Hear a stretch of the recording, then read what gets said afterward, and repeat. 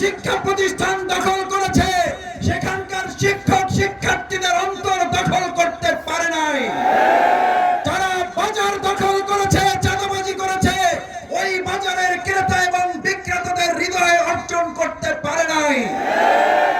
আমরা আজ এখানে অঙ্গীকার করতে চাই, যারা জবর দখল করেছে বাউফলে, আমরা আজ সিদ্ধান্ত নিতে এসেছি জবর দখলের বিপরীতে আমরা বাউফলের 4 লক্ষ মানুষের হৃদয় দখল করব।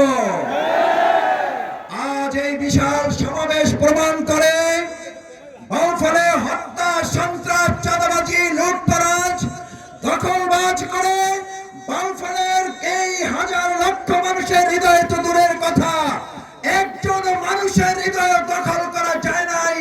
তার প্রমাণ হচ্ছে আপনাদের রাষ্ট্রীয় দায়িত্ব পালন করার পর কাউকে দেশ ছাড়তে হয়েছে, কাউকে জেলে যেতে হয়েছে।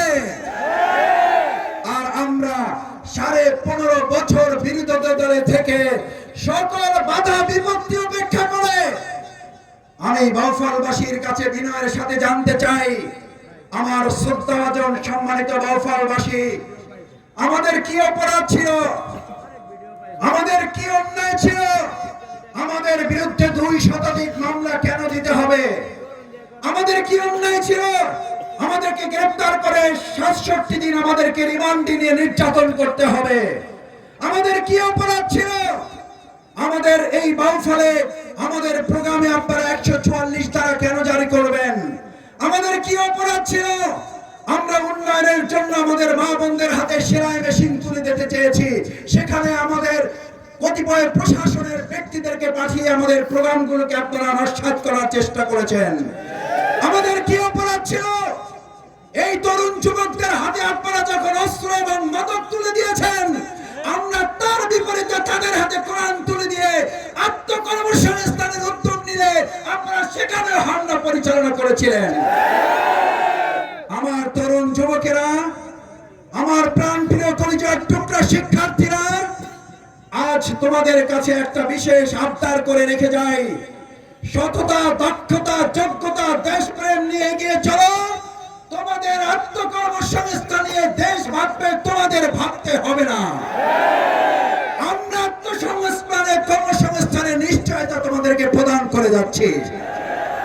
সম্মানিত ভাই এবং বন্ধুগণ, শিক্ষা প্রতিষ্ঠানগুলোকে দখল করে শিক্ষার গুণগত মান নষ্ট করে দেওয়া হয়েছে। শুধু তাই নয়, শিক্ষকদেরকে নানান বৈষম্য এবং অবহেলার শিকার করা হয়েছে। এখানেই শেষ নয়, আমাদের মসজিদ মাদ্রাসাগুলোর ইমাম, খতিব, ওলামায়ে কিরামগণকে নাকে চোখে পানিতে যেখানে যেভাবে পেরেছে তাদের অপমান লাঞ্ছনা করা হয়েছে। অপমান লাঞ্ছনার সুযোগ আমরা প্রতিশোধ দেব না, ইতিবাচক ভাবে বদলা নিয়ে আলেম সমাজকে সম্মানিত করা হবে। সম্মানিত বাউফলবাসী, আমার সামনে আজ ডানে বামে, সামনে পিছনে যে সকল সম্মানিত গণমাধ্যম কর্মীগণ এই উন্মুক্ত ভাবে আজ বাউফলবাসীর কথা গোটা বাংলাদেশ ছাড়িয়ে গোটা বিশ্বের কাছে পৌঁছাবার জন্য কষ্ট করছেন, আন্তরিক ধন্যবাদ, কৃতজ্ঞতা জানাই। কিন্তু বিগত 15.5 বছর, 16 বছর এই সমস্ত সম্মানিত সংবাদ কর্মীদের শুধু কলম বন্ধ করা হয় নাই, তাদের মুখ বন্ধ করার জন্য মিথ্যা মামলা হামলা দিয়ে তাদের জেলখানায় পর্যন্ত পাঠানো হয়েছে। আমরা আজ বলতে চাই, আপনারা শুধুমাত্র আমাদের কথা প্রচার করবেন না, একই সাথে বাংলাদেশ জামাত ইসলামী, ইসলামী ছাত্র শিবির এবং আপনাদের এই ছোট ভাইটির যে কোনো সমালোচনা নির্দ্বিধায় সাহস করে সাদাকে সাদা বলার, কালোকে কালো বলার নিশ্চয়তা আপনাদেরকে দিয়ে যাচ্ছে। আপনাদের কোনো অসুবিধা কেউ করতে পারবে না ইনশাআল্লাহ। ভাইরা, 2024 সালের 5ই আগস্ট একটা অভূতপূর্ব বিজয় আল্লাহ আমাদেরকে দিলেন। আমি 5ই আগস্টের রাত থেকে ঢাকায় আপনাদের সামান্য একজন সন্তান, আমি আপনাদের কারো ছোট ভাই, আমি ঢাকায় অবস্থান করতে পারলাম না।